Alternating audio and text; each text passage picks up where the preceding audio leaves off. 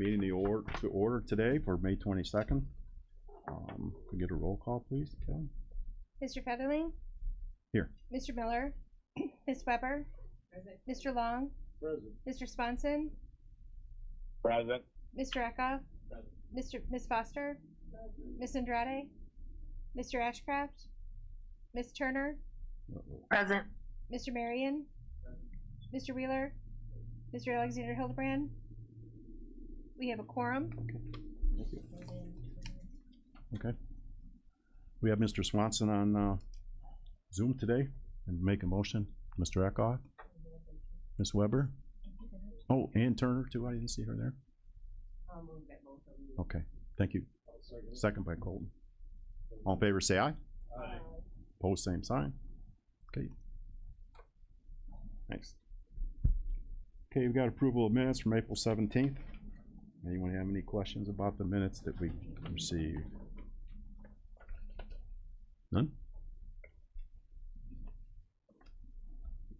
Okay, get a motion to approve. Okay, Ms. Weber, Mr. Long, all in favor say aye. Aye. Opposed, same sign. Okay, we have a building report from Delbert. Could we get a motion and a second on that? Okay, Mr. Marion. Okay, thank you. Colton, second. Okay, Del. Okay, you should have a copy of the April 2024 monthly building report. For April, we had no new homes, no new mobile homes. We issued a total of 84 permits valued at $2.3 million in valuation. And we brought in revenue of $27,763, and that is total revenue, including fines, permit fees, etc. Okay, anyone have any questions for Mr. Skimmerhorn? Okay, barring none, we had a motion and a second. All in favor say aye. Aye. Opposed, same sign. Thank you. Motion carries. Yes. Okay, we have stormwater questions for Mr. Skimmerhorn too today. Anyone have anything for MS4? I do have one item on that. Our annual report is posted to the website if anybody would like to view that. Okay. It's under the planning department section. Planning, okay. Okay. Thanks. No one has anything for him? Okay, Ms. Weber. Thank you. I just was noticing on the building report, there is one, the number 1 by stormwater. What kind of an item would that be? That was a stormwater permit. Oh, it was a permit to. Yes, this is all about permits, so that would have been a stormwater permit.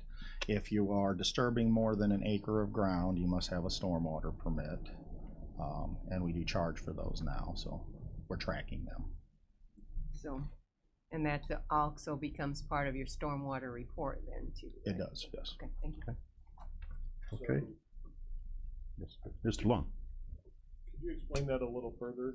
Disturbing more than an acre? Well, there's actually two different permits. There's a class 1 and a class 2. Class 1 doesn't require any engineering, and I believe that one is if you're disturbing more than 500 square feet of ground. That one's done administratively in our office just so we know that you're putting up the proper erosion control measures and things like that.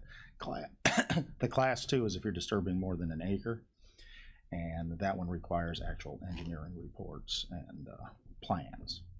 So, for example, if there was construction, large-scale construction, is this the webbing that we see alongside the roads? It can be. I mean, there's different types of erosion control measures. Sometimes it's hay bales and ditches. Sometimes it's erosion control fence. Sometimes it's putting down the seed blankets. It depends on what the situation of the project is. But in essence, no raw dirt from that site can leave that site. So you have to prevent it from entering into the water system. Okay. All right. One of the things they do have to do is put down large rock at the entrance so that the mud from the truck tires doesn't leave. Sometimes they have to spray the trucks down. It just depends on the situation. And when they come in for the permit, we put that plan together of what they have to do. Or if it's a class 2, their engineer puts that plan together. All right. Okay. Didn't Anyone? mean to put you on the spot. Oh, no problem. Yeah, no problem. It's something that needs to be answered. It's a change. It's not Anyone else something have we talk anything? about often.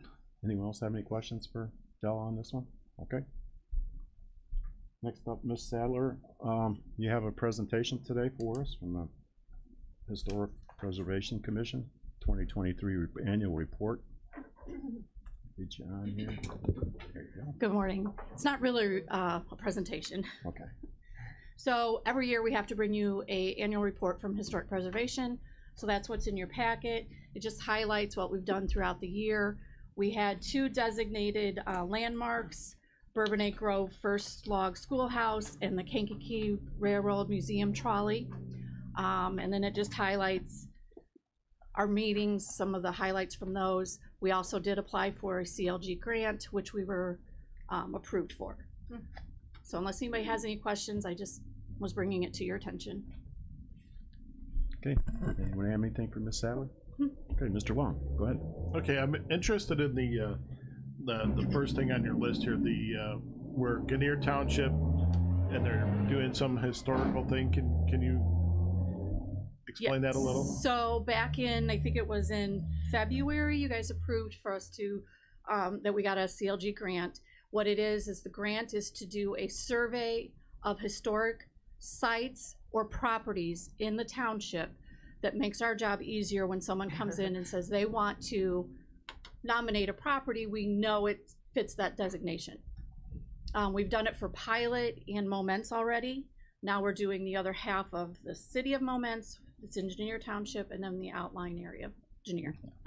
So what is the criteria for choosing the townships, or? There was no rhyme or reason. We just picked ones that we had intergovernmental agreements with so we could do the villages. Unfortunately, Pilot, though, it was only Pilot. It was not the Village of Herscher. They would not, we thought they were going to agree. They did not. But Momence, we already had an agreement with because we had landmark property in their village. So we went ahead and decided to do Momence and Genier. Thank you. It's part of a long-term project. Yes. We will eventually get to every township. Hopefully. Probably not why I'm here, but eventually. Very long-term project. Yes. Very long term, okay. Thank you. Thank you. More questions? I see. Okay, thank you, Michelle. Okay. I have the next item also, which is the contract with WJE Associates. That's our consultant that we use to do the surveys. Since we have the approval to go forward with it, we're asking to have approval for the chairman to sign the agreement. We will get it to the state's attorney's office. I don't see any issues because it's the same contract they've done, because they have done our other 2 surveys. Okay, anyone have So any you need a questions? motion on for that? Yes, please. I would do that. Okay, Mr. Long, second by Ms. Foster. Are we spending money?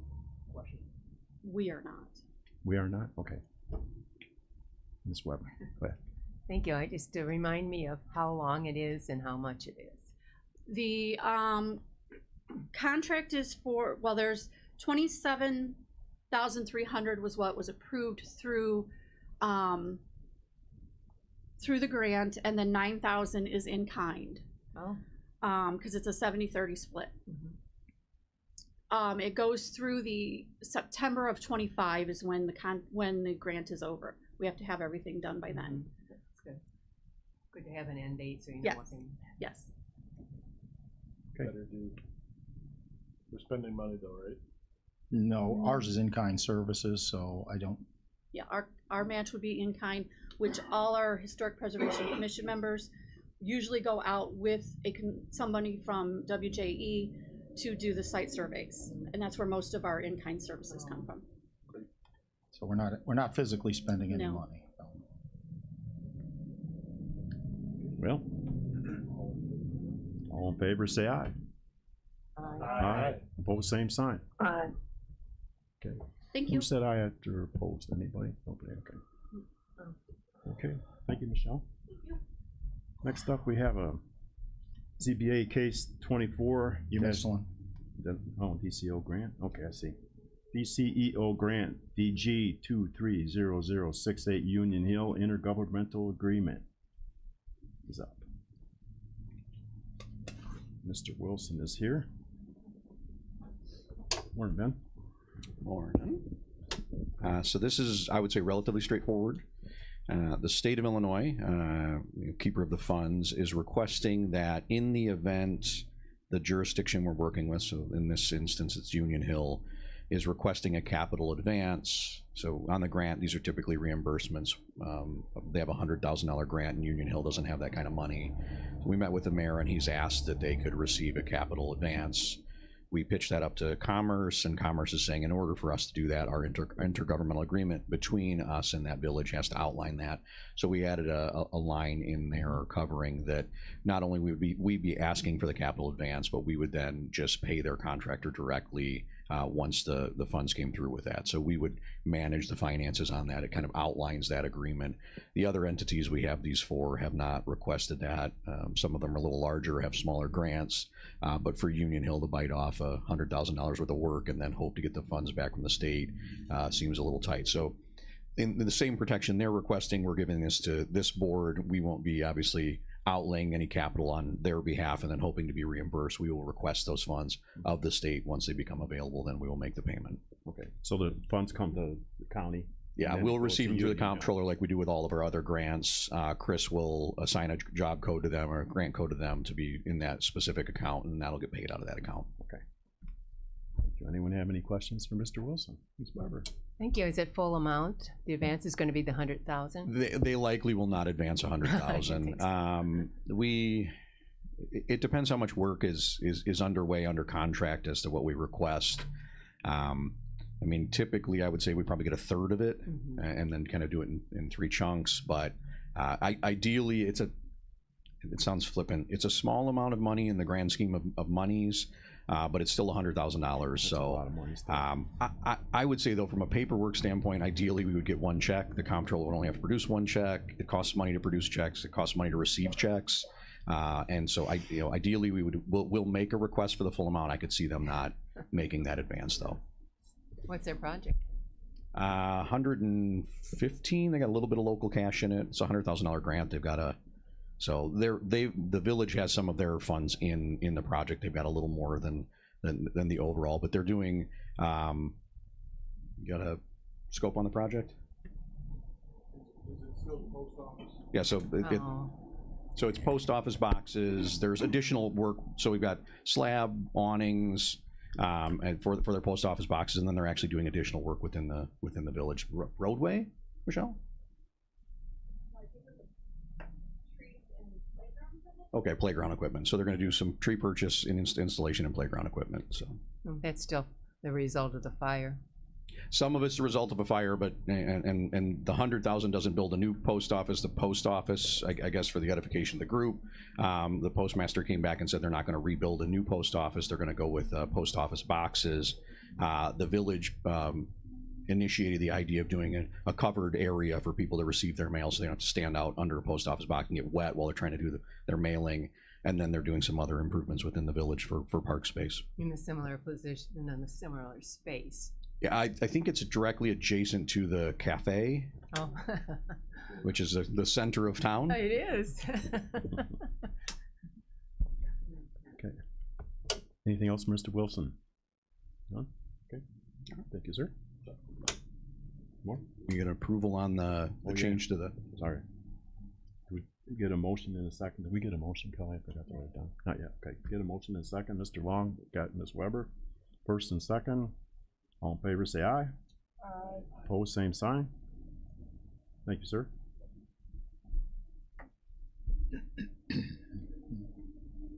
Okay, next up we have a zoning case, ZBA case 24-02. Request for a special use permit, number 23B Resorts in the A1 Agricultural District on a parcel generally situated in section 10 of Aroma Park. The petitioner is Ivan Artlakov, property owner and applicant. Sorry about that. Okay, Mr. Kelly? Skirrow. All right. This is a 20.5 acre site located on Bridge Street, right adjacent to Sugar Island Bridge. Commonly known as the Sugar Shack by many people. It's owned by Ivan Artlakov, and he's requesting a special use permit to operate a resort at this location. There is a large, I think it's 8-bedroom structure on the site that's a single family residence that he'd like to convert into more of a lodge type situation where people could rent the building out to stay overnight, entire groups, not individual rooms, and have recreational activities on the property, as well as host small events such as weddings and corporate retreats and things of that nature. This, like I said, this is currently a single-family residence. It was permitted for that, I believe it was last year when we finally got that all taken care of. So converting it to a bed and breakfast / public occupancy will require additional building permitting. We have not received any of those plans yet. I think they're waiting for the zoning to be approved first. Zoning Board of Appeals heard this case, and they voted to recommend approval with 5 conditions. Kelly, can you go to the next page? There you go. I can read them off to you, but I went ahead and put them on the screen since there were so many. These conditions were put into place and recommended by Mr. Ratlikov himself to alleviate concerns of the neighbors, which mostly centered around noise, either through ATVs or music or firearms.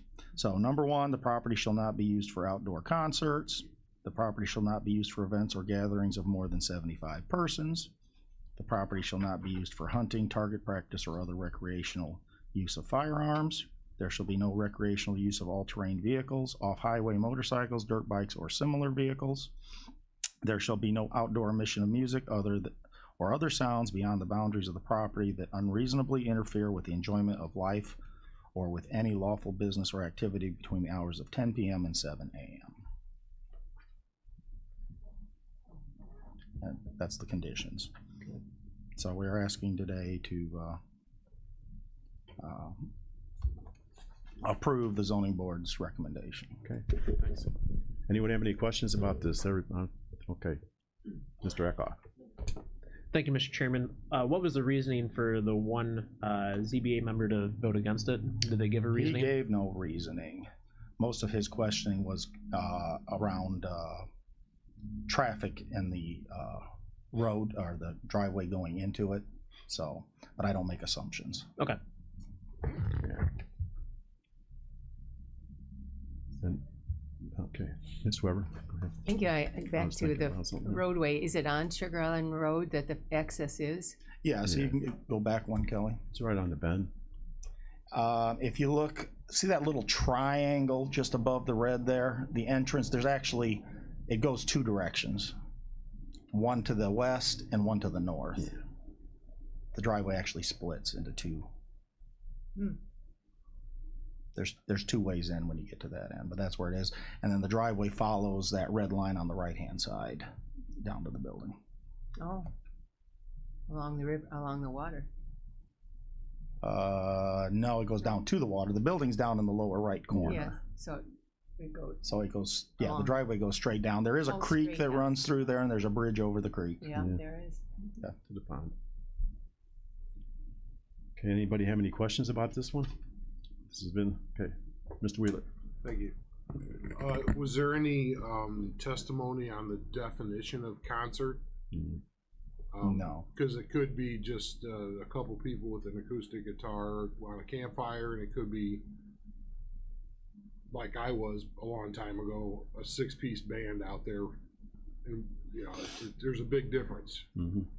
Actually, I did the other two, so. There was no testimony about the definition. They do have a sound system, some speakers out on the back deck that get utilized.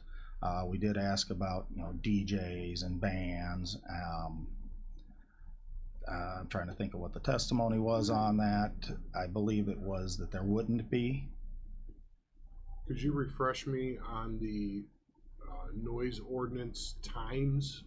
Yeah, those are actually, if you go to the conditions, those times are actually out of our They noise match ordinance. the, Yes. okay, that's why I was 10 trying p.m. to 7 tie the a.m. 2 together, because it would make sense to have that.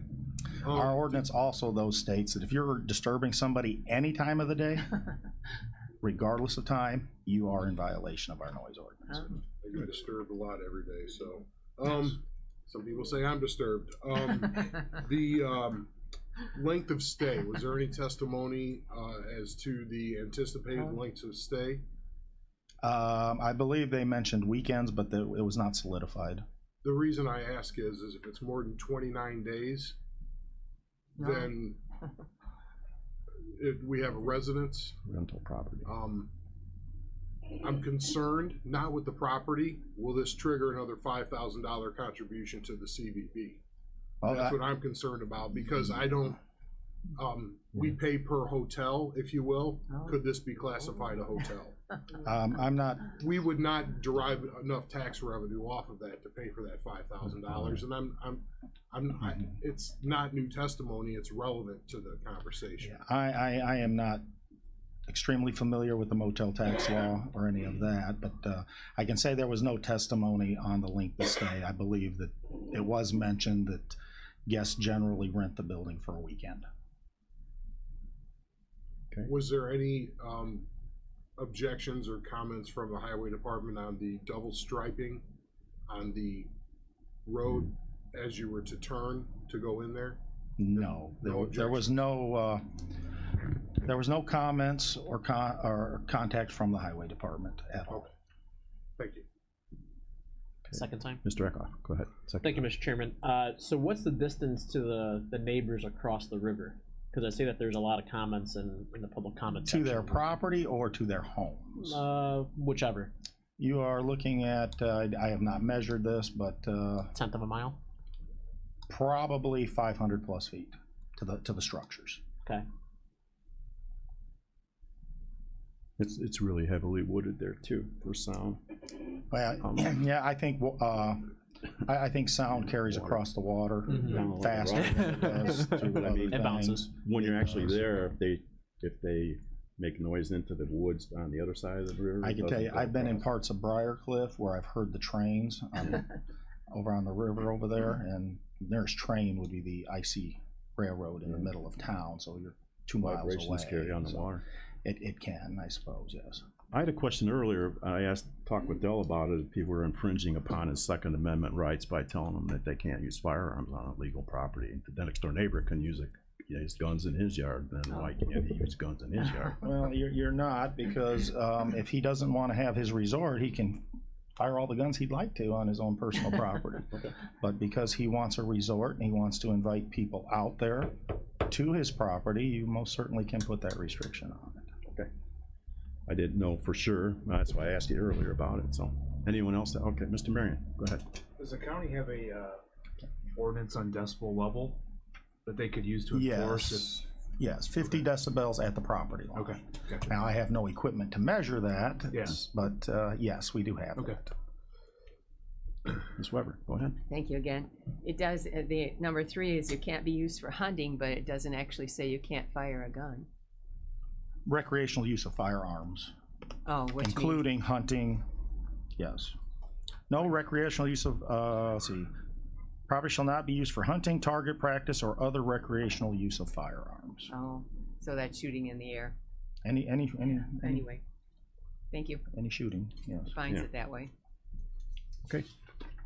I need you. Okay. One more? Okay, Mr. Long. Is there a second home at the, that north and south line on the right? Is there a second home on that property? No, not on this property. There's a home right up in the, on the adjacent property, right up in the upper left corner there. You can kind of see it there. They actually share a driveway, sort of. Oh. The one driveway runs right alongside the other. Okay, I didn't get a motion. Okay, so I forgot to get a motion. Mr. Long's gonna make that, right? Sure. Okay. And I get a second on that? Anybody have any more questions for Dell? I'll take a second. Okay, Ms. Weber? Thank you. Motion and second. All in favor, say aye. Aye. Opposed? Same sign. Okay, all right, none. Thank you. Okay. Okay, next up, Mr. Wilson's back there. Okay, next up we have transportation. IDOT Economic Development Program Grant. Mr. Wilson's got stuff today. You don't get any money if you don't ask. It's always very important. Right? This is the. I don't have any money in my pocket, but they're going to bring the big check out at some point. So this is I always keep saying this. This is a 2008 project for County Highway 9 that's been in the books long before I've been here. This is a lot of work from a lot of people, but I did want to talk just briefly to this committee. So IDOT Economic Development Program has a $2 million grant ceiling. The chairman did quite a bit of heavy lifting with our lobbyists, got the letters to the right people, kind of shook the tree hard enough, and we were awarded a little over $2.9 million to help bridge the funding gap on the program. This is very important because of the way the road, how it's being designed and the cost for the county.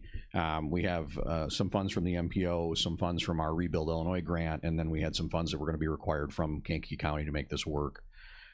We still have, I think, a resolution going forward to committee tomorrow to commit our matching tax funds of around $500,000, which will be our share now with the $2.9 million by using matching tax. But really, the main purpose of explaining this is not to pat ourselves on the back, but to explain to this committee so the board knows. The way these programs work is we go to a business and say, hey, if you commit a certain number of jobs, then we can take $30,000 per job and get a grant. So we requested that Goshen commit 100 jobs to us to get a $3 million grant.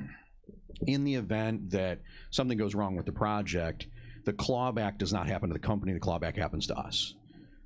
I can tell you since 2008, we were planning on doing a road 3000 North. We were going to use motor fuel funds and local funds to pay for this.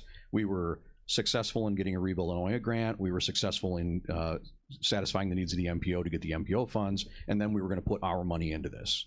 Well, why put our money into it when there's grant fund available? So we've asked for that. But I do want this committee and the board to know that, obviously we're ultimately on the hook for the project. I don't, see this being any sort of issue. We would just end up back to where we were before we thought about the EDP program, because we were already on that hook. But just in case that comes up in conversation, I want everyone to know that, just to be abundantly clear. What it ends up doing to us is we receive the EDP grant, and then we're not obligated to take a portion of next year's motor fuel allocation in our replacement tax fund, which further taxes the remainder of our system. We would have the funds available in the fact that we do collect an amount of money to do road work every year. Ideally, we wouldn't have to commit such a large amount of that to this project. This EDP grant satisfies that, but just keep in mind as we go forward, again, we're talking about 2,600 jobs. We're asking for them to commit 100 jobs to that. They're required under their REV agreement to report all of these things to Department of Commerce. This is all satisfying IDOT. It meets all of that. That being said, IDOT also is not required to claw back if the reporting is done in a timely manner and things like that. It's always a risk we take with programs like this because we do have a third party in that agreement. Typically, the third party agreement would be somebody like Mantino, where we would do a joint agency agreement, and IDOT. There's the three parties. Now we've just kind of brought up another party into this that does have some requirements that is not the government. I mean, they're not following necessarily the same exact rules that we're following, but they do have a very robust contract with the state of Illinois to satisfy all of these things. But that's also not with us. It's kind of like that triangle of agreements. So I'm not trying to scare you with this. I'm just trying to make you aware of the reality on the ground. This is fantastic news to get $2.9 million when we only were ever supposed to get $2 million, even if the funds were available and we were eligible to get them. So the big part of the heavy lifting of this is done. Now it's about finishing a few simple steps and hopefully getting our bids to be let in June or later than that, hopefully August at the latest, so we can be under construction very, very soon. Okay, thanks. Anyone else have any questions on that? Okay, Ms. Weber? It's just a compliment. I just was so glad to hear that Mr. Wheeler and all other people were able to secure that 2.9. It seemed unlikely, but good job. It's very much a testament to how pivotal this project is in the eyes of the state of Illinois. That relationship that we've created with the governor's office, in kind of an unlikely pairing, but we're going to leverage this as much as we absolutely can. And if this means that we can then take our tax dollars and spend them in other areas within our county. That's just the more for everybody else to, so we'll do some more roads, we'll do some more things in the highway department that we don't have to commit. And really truly, 9,000 is such an old project. I mean, we've been working on it for so long. This is the next logical step as we did 6,000, now the next interchange. But it's really truly nice to use a lot of everyone else's money to do projects like this. Okay, Mr. Wheeler.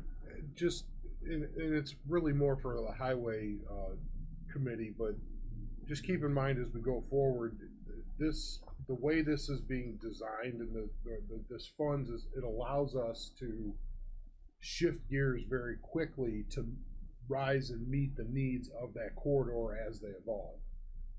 Usually it's another go beg for the money for 10 years, then you got to do the engineering, then you got to do the bids, then you got to do land acquisition. So what we're doing now is we're kind of making the bed for all future developments along that road by the way that it's being engineered from the base up. And that's probably the best way to put it, I would say, without getting into a lot of detail. Yeah, this is a future-proofed project. I mean, the big thing when you talk about land acquisition for corridors like this, the last thing you want to do in 5 years is go back to the landowners and say, we need another 30 feet. Sorry, we didn't perceive this being an issue.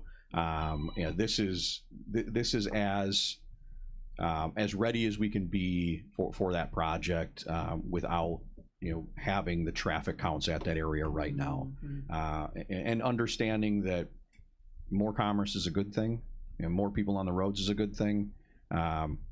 For this instance, I have a different greenhouse gas discussion going on about reduction on things like that, but we're going to be reducing congestion along this corridor. We're going to signalize intersections and make it safer. It's going to be a lot tighter with the new Manteno interchange because we're going to be able to utilize ITS to make sure that we don't have the same type of problem we have somewhere like Armour and 50 where you're stopping at a stop sign, then you're going to a traffic light. They're making that same fix there now as well. And it's going to be a little bit of pain for the residents. I will say this, though, it's important to announce this. We're going to do what we call stage construction along this corridor for the entirety of the work. So at no point will the corridor be closed.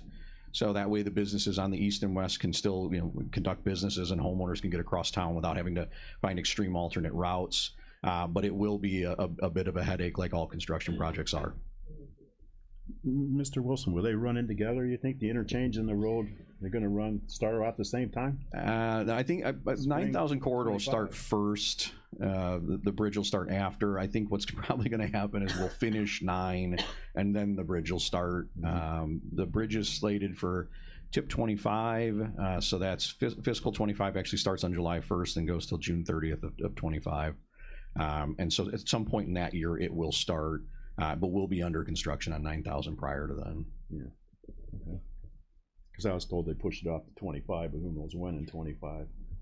But 25 is in our business. 25 is next year. So 25 starts in a very few months, and we start kind of halfway into the year. And yeah, it did get pushed a little bit for the 9,000 interchange.